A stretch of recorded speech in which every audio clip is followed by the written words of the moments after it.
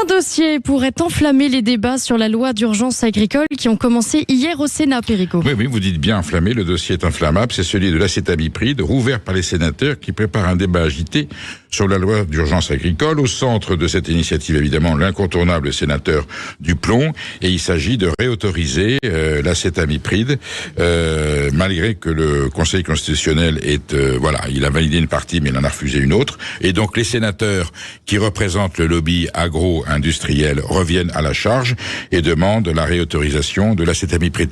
Il faut savoir ce que l'on veut.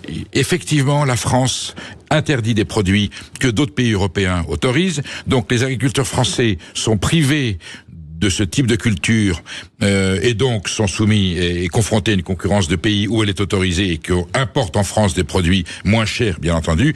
Bon, mais l'acétamipride, quel est le problème de l'acétamipride? C'est un produit extrêmement violent, sauf que c'est celui qui protège la betterave contre une agression extérieure, un intrant. Et la betterave, c'est ce qui permet de faire du sucre. Donc l'acétamipride va être rétabli si la loi passe, mais je pense que l'Assemblée nationale s'y opposera. Mais les sénateurs sont tenaces, ça fait 2 fois qu'ils viennent à la charge. L'acétamipride, c'est la toxine dont ont besoin les industriels du sucre, le très puissant lobby du sucre, pour continuer à faire ses profits. Parce que le sucre, c'est du sucre de betterave.